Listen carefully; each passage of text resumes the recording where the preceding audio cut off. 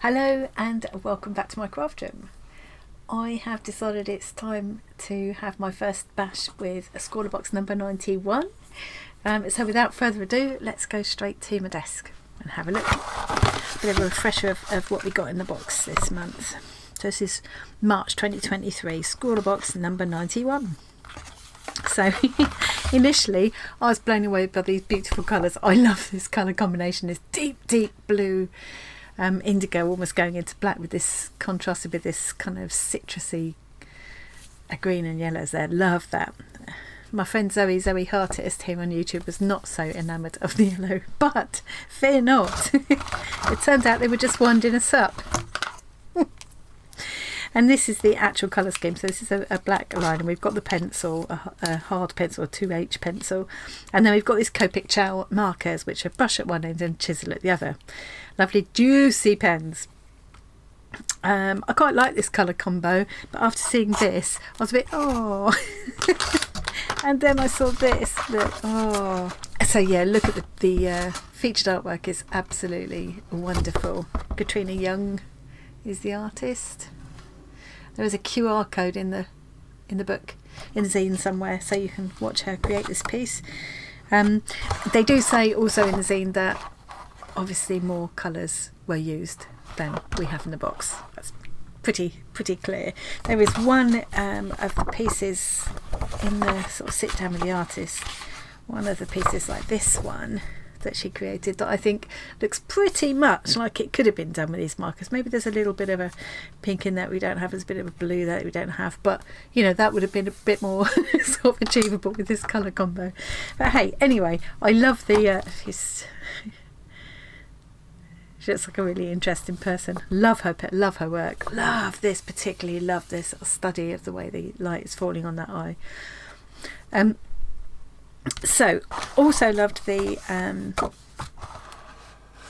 challenge word. So you always get whatever your supplies are, you get your featured artist print, you zoom with all the info and ideas, you get a little sticker, you get what I call the menu card, and you get something to scrawl on. So this time we've got a square format Bristol board in a 250 GSM. It's a Art Gecko, which I love. I always love the little Art Gecko thingy. They always have it imprinted into any of their products. That was my swatching from before. I have absolutely no experience or expertise with alcohol markers, but I do have a lot of alcohol markers, so this is a good chance for me to give it another go. So I don't, there's no way I can achieve something like this, partly because I haven't got those colours, partly because I haven't got the talent, but it's always good to be inspired by artists.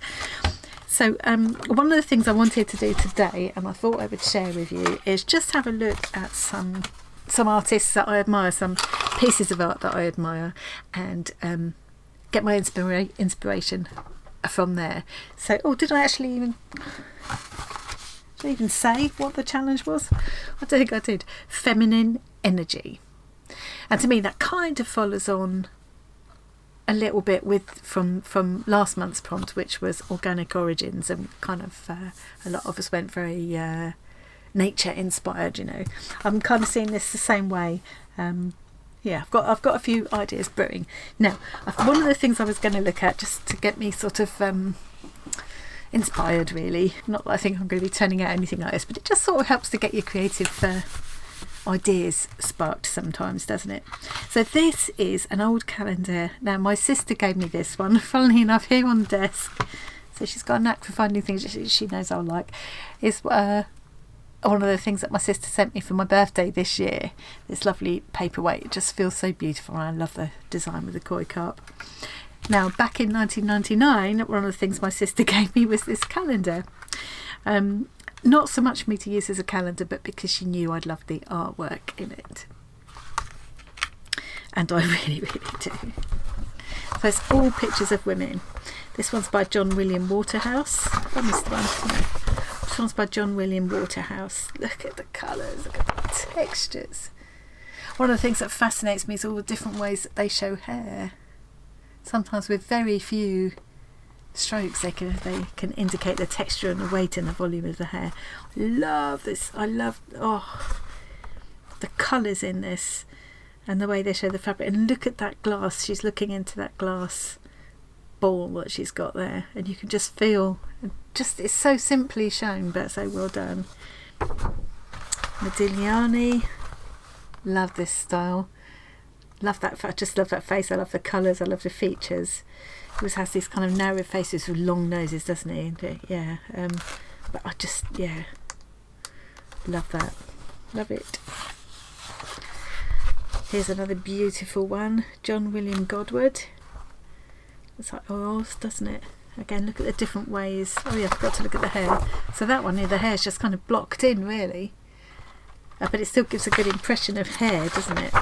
This one, a bit more detailed. You can see how the brush strokes are used to sort of show the direction of the hair. The colour, I love how it's kind of, it's transparent. You can almost see through to the layers beneath. You know, it's not put on really thickly, is it? But how well you can see actually, and I can still see the texture of the canvas there.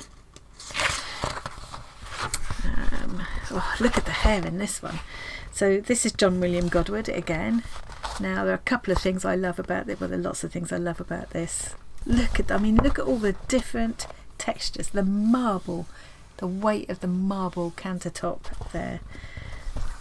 The carved marble kind of shelf here, and this, you can just see the beginning of a statue, but look at her hair. You can so feel the weight and the volume of that hair. Hope it shows up on camera. And I love the kind of diaphanous fabric here draped against her, but so you can see her skin coming through. I wonder, see, now I have kind of got those colours, haven't I? I wonder if I could do anything like that in one of my pieces. Oh, so beautifully done. He hasn't used alcohol markers, has he? So if I can't do that, it's not because I don't have the talent, it's because I don't have the supplies. Absolutely beautiful though, isn't it? Oh, look at this. John William Waterhouse. How beautiful. Look at the hat, just the hands. And again, the hair done in a very different way this time, but still gives you that feel of the hair, and the little the sort of twinkle of pearls or whatever it is she's got wound around. So much to look at in these pieces. This one isn't so much one of my, this is Albert Joseph Moore. This isn't so much one of my favourites. I think she looks quite like a statue there, and I guess she's probably meant to look like a statue there. Again, though, I love the way that kind of sheer fabric is shown, contrasted with this kind of gold kind of satin. You can feel what that would feel like. It's a bit like when you walk through the range or something, they've got all those cushions and throws and you can't help touching them. That's what I want to do. And look at the contrasting textures here, all the different textures, and the light, the quality of the light, and the one of my favourites, William Bouguereau. Not many lines there. It's very roughly kind of brushed in, that hair, but so has the feel of the hair. I think it's that olives. It looks like like an olive wreath she's got around her head there. So beautifully done. I'm just in total awe of these people. Because I love the expression on this one. It was like she's thinking, for God's sake, I need a break. If you don't let me have a break soon, I'm going to wet myself. I need give me a cup of tea. She just looks hacked off, doesn't she? Maybe she'd just been sat there too long. Anyway, again, very, very different way of showing the hair. But I can just feel that hair. Look at all the textures here. Look, one of the things I love the most is the way the floor is done. It's like when you've got an old varnished wood floor and it's starting to wear, this varnish is worn down to the wood. So you've still got that honey coloured varnish at the top and it's gone through to the bare wood under. You can just see that, and that light just shining through there. The sort of relatively stiffer fabric at the front here, and then this draped soft fabric here.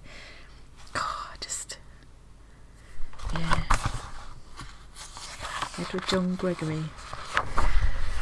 Oh, this is actually Anonymous Artist.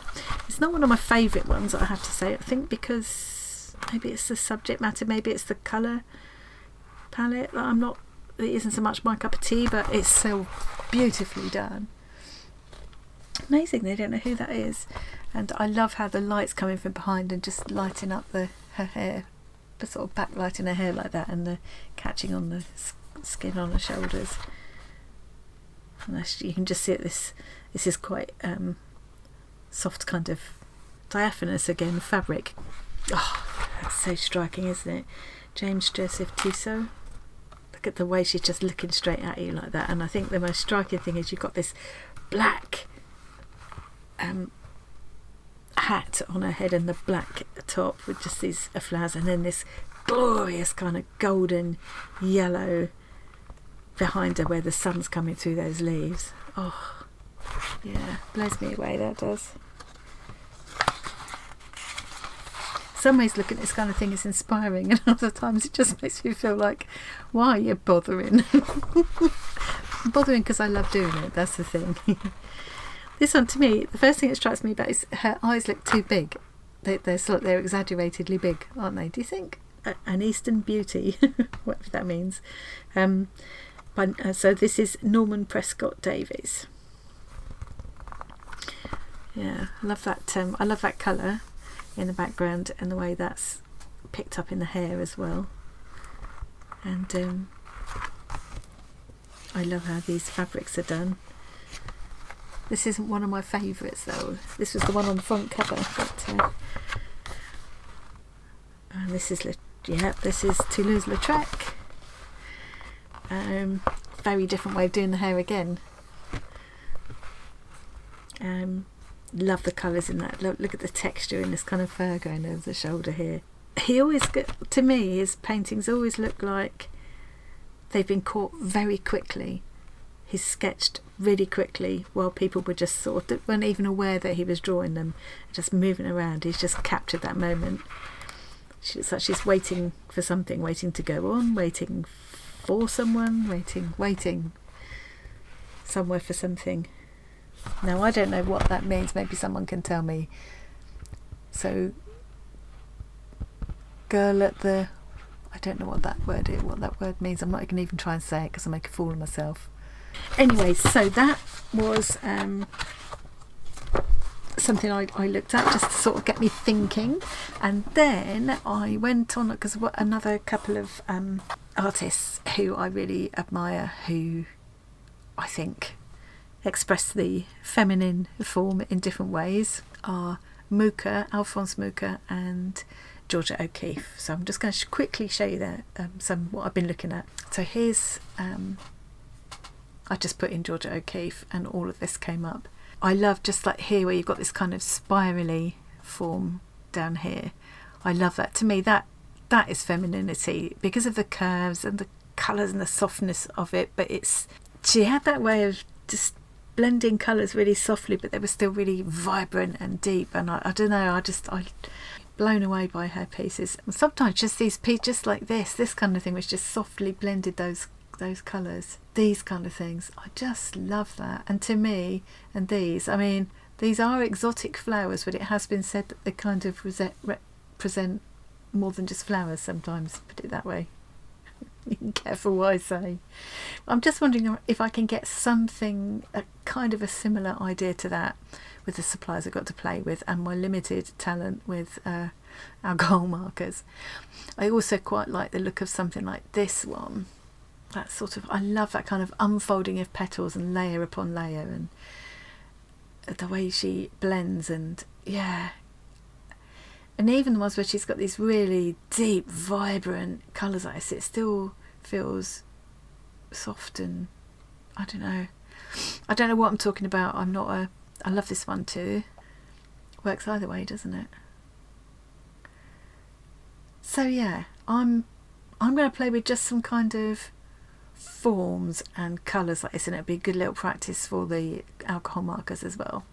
And then I want to do something kind of inspired by Alphonse Mucha. I've loved this style ever since I first became aware of it when I was just a kid. I just think it's so beautiful, and the fact that a lot of these were done just for adverts. And I think the way he uses the dark line around the outlines, like in this one, I've got my fine liner that I work quite well. I've almost got those colours, haven't I, actually? Maybe I'll leave that one up for a bit of inspiration. I like the idea, so I've got to work in the square format. I like the idea of having a circle behind, so a bit like this one down here, which like a circle with a crescent in it, so that would be representing the moon, which kind of to me is a feminine symbol. Okay, so I'm going to come back to my desk. That's what I swatched on the other day, trying to get the hang of layering to get different kind of shades of the same colour. I didn't do too well. I think I needed to dry in between a bit more. And then sometimes you read, you know, you need to blend them when they're wet, and other times it's like let them dry in between if you want to build up. So and then I decided it wouldn't be too much cheating to use a bit of IPA, because that's one of the things they suggest in the zine. IPA, isopropyl alcohol, not real ale. And I could use that with a little cotton swab to help me with the blending. So I tried that a little bit, but all I managed to do was fade out both colours there, so that didn't go too well. But I think it was Paula was saying, she was giving me a few tips, and she said the colourless blenders, which would be the equivalent of the IPA, are more for kind of getting rid of mistakes and things rather than actually blending. So, and also I'm finding I'm getting like there, if you, I don't know if it'll focus, yeah, can you see that kind of mottledy effect? Why is that happening? I don't know. So we'll see how it goes. I'm just going to play at this stage and not try and give myself not too hard a time, and I'm going to listen to some audiobook and see if I can do maybe 2 or 3 pieces inspired by the sort of Georgia O'Keeffe vibe. I might even have a couple going at one time, because then if I do need to let a layer just dry quickly, I mean they're not going to take long to dry, alcohol markers, are they? But I can move on to another one and come back to it. I'll show you some snippets and then come back and show you when it's done.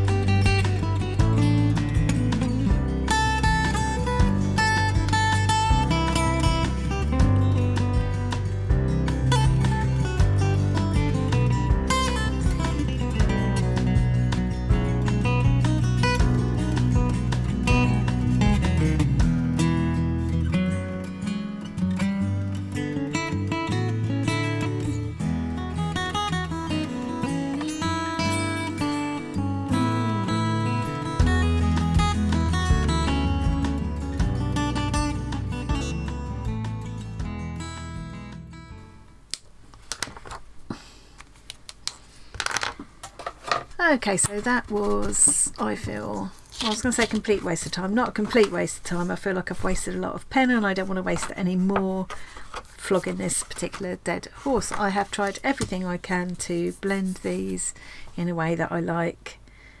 I can't do what I want at all with them, so these are going in the bin. Before I waste any more of these pens, I'm just going to start something new. I think this is why I've just never got on with alcohol markers before. This is what I always find. I just can't do what I want with them. I feel like I almost need at least one more shade of it. I know you can build up the colour by doing one layer and then layering over again and again. I'm just a bit, I'm just a bit fed up now. I tried the isopropyl alcohol as well, which kind of had an interesting effect, but didn't blend them as such. Give it up on that one for a minute. I'm going to sketch out my idea for the more kind of Mooka style thing, and I'll be back. Going through a despondent phase. I've just very, very roughly sketched myself out a face there. Taken as much of the pencil off as I can and still see it, because I'm not sure if I'll be able to rub the pencil out once the alcohol inks have gone over the top. But we'll soon find out. And because I can't, I know from trying it out before that this pigment liner that came in the box smudges if you put the alcohol markers over the top. It means I can't line this out first. So I'm going to have to, I'm just going to block everything in with this and hope for the best. It may quite well be that I'm just going to give the Scrawlr challenge a miss this time, because this is now the third thing I'm trying and I'm not very convinced it's going to work, but hey ho, we've got to give it one more go. Alright, I think it's when I can't do it, it's because I haven't got the colours to do what I want, and or the imagination to find another way. I thought that with the I didn't like the colours in box number 89 at all, that went with the prompt, and then when I saw what everybody else came up with, it was just stunning. I just thought, well, I really did not rise to that challenge. So I'm just kind of blocking in the neck first. I have to say, these markers go onto this paper really nice and smoothly. It just feels lovely. I say smoothly, it feels smooth, but I'm getting streaks, but that's because I'm applying it wrong. I think Emily said she used small circular movements. Try to just do the outline, and then it's better than the lines. I'm going to carry on listening to my audiobook, speed through a bit of this for you, and show you how it turns out. I've got a feeling at the moment it's fairly likely to end up in the bin, but we'll see.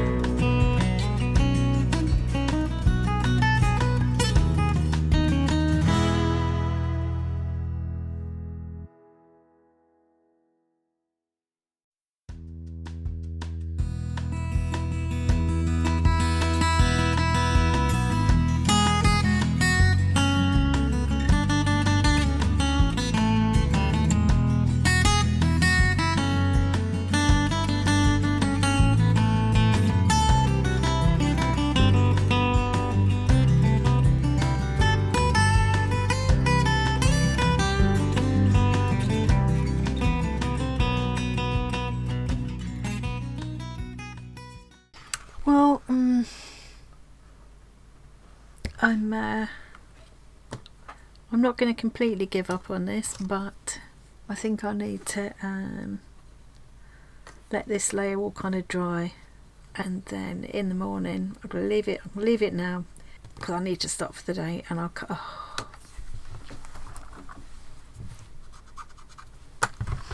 Yeah, I'm not enjoying this one. Not my favourite.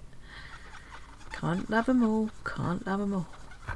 So I'm just going to leave it for now, let it all completely dry, and then I'll come back and see if I can do something with some line work to rescue this. Other than that, I think I'm done with this challenge. It's funny, isn't it? Sometimes the ones you think you're going to love just don't work out. I think the main problem is that I'm not good with alcohol markers, and I think to get the kind of blend that I'm after, you need more than one. I need a really pale shade so I can, yeah. I don't know, yeah, I've had it with it for a minute. I might also try shading with this pencil, because somebody said to me that does work quite well for shading over the top. So I might do some of that. But the trouble is then that's graphite and that has a shine, and yeah. So I'm saying I'm just going to leave it, and now I'm fiddling again. But yeah, I might try a bit of shading over the top and some line work. But I'll come back, I'll let it all dry, and I'll come back and do that in the morning, or in just a minute for you.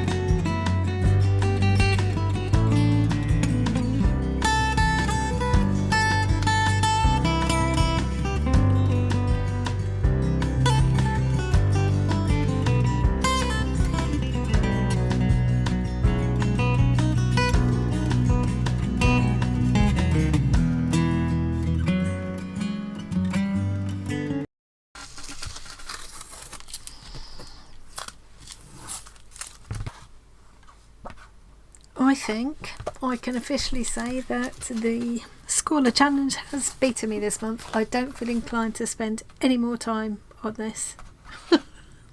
I think alcohol markers and I just aren't good friends.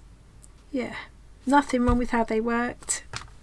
You know, the only bits I liked were kind of like some of where the hair was going for a while, and then I ruined it, and yeah, I feel really down now.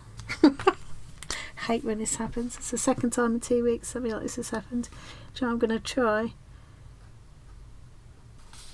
Ugh. Okay,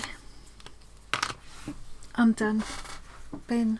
Okay, I can't bring myself to just give up. I've had yet another go and done this.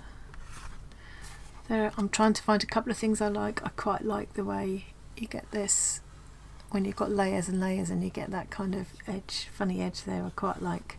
It's really hard to just admit defeat, but I cannot seem to do a single thing I like with these. It's just, I know it's just me. So I'm going to try one more thing. I'm going to see if I can use this sort of effect and get something like that Georgia O'Keeffe effect. But not holding out a lot of hope. This is the very last one, and then I'm not going to waste any more time on it. You can probably tell by the tone of my voice, this kind of thing makes me feel very despondent.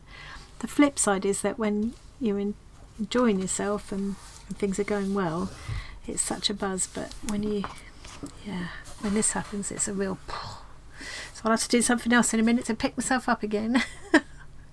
Okay, I'm going to let this run for a little bit in case there's anything worth filming, but probably not.